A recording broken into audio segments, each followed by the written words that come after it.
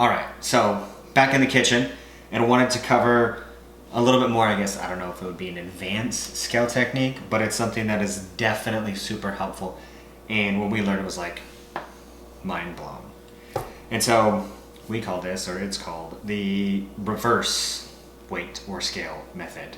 Or the negative scale method. There you go, negative. Even though it gives you a really positive effect. Yes. So as you guys like use the scale more and more, start to measure different things, there'll be certain ingredients, cooking things that you'll be frustrated with because like you'll try to weigh them or put them on your plate, but then you have them left on your spoon, or it's a little bit different, or you're adding it to the pan.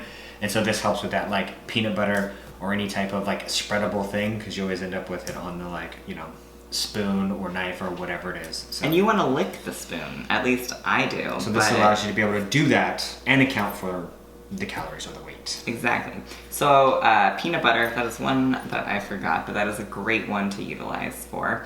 A couple things that we like to use the negative scale for would also be like oils are really nice, because most of the time you heat your pan and then you pour in the oil and you're like, how much oil did I pour in there? Egg whites, that's another one if you don't want to dirty a dish and you want to pour them directly into the pan. Scooping things out of a container like Greek yogurt, cottage cheese, also great. You can lick it as well. And even if you've already have things that are bulk prepped, like your veggies, your meats, and you want to just pour them or put them onto your plate, you can easily scoop them out of your dish that they're all prepped in and then put them on your plate easily. And the way that it works is we have our scale. And so what you're gonna do is, let's say we'll take oil, for example. I'm not actually going to do that.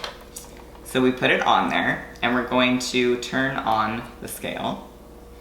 When you turn it on with something already weighed, it already takes into account the weight of that. So your calibrates scale every time, so it Yes. always starts out at 0. So your scale should say 0, so it does say 0.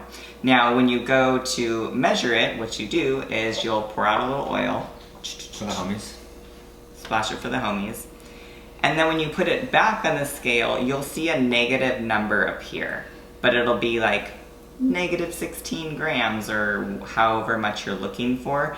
And that negative number is the amount that you utilize. Hence why it's called the negative scale method.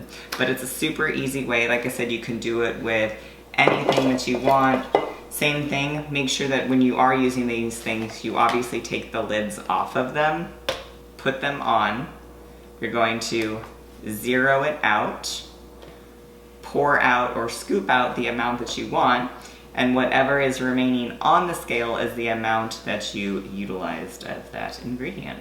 So for something like Greek yogurt or maybe peanut butter fused, like natural peanut butter, one of the things that I had to get used to was making sure that, like, obviously, like she said, take the lid off, put it on there, and then if you need to stir it after you've put it on there, like